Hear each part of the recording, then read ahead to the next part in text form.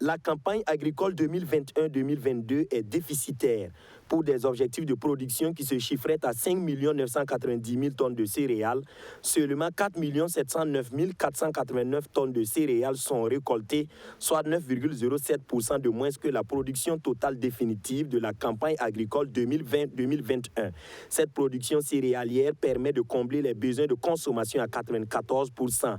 La baisse de rendement est due aux conditions climatiques défavorables qui ont entraîné des pertes de superficie d'environ 52 000 hectares, auxquels s'ajoutent les 412 000 hectares de superficie abandonnés du fait de l'insécurité.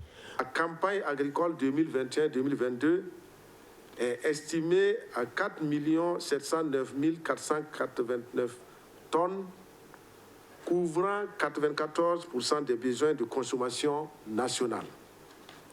La production fourragère est de 19 millions de tonnes de matière sèche, couvrant ainsi les besoins d'alimentation des animaux à 99%.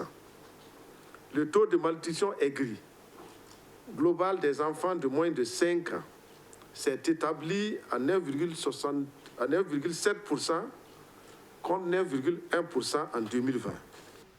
Au vu de la production céréalière en deçà des attentes, 1 646 000 personnes ont besoin d'assistance immédiate pour la période d'octobre à décembre et si rien n'est fait, ce nombre pourrait grandir d'ici les mois de juin, juillet et août 2022.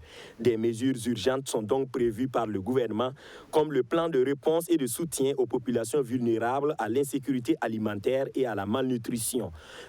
Cet effectif pourrait atteindre 2 632 503 personnes en juin, juillet, août 2022.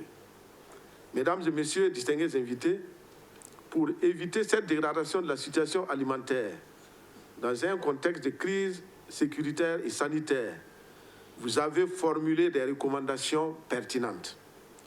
En attendant d'instruire un rapport en Conseil des ministres sur ces résultats et le plan de réponse y afférent, je puis vous rassurer que le gouvernement et ses partenaires au développement prendront les dispositions idoines pour l'amélioration de la situation alimentaire et nutritionnelle des personnes et de notre cheptel.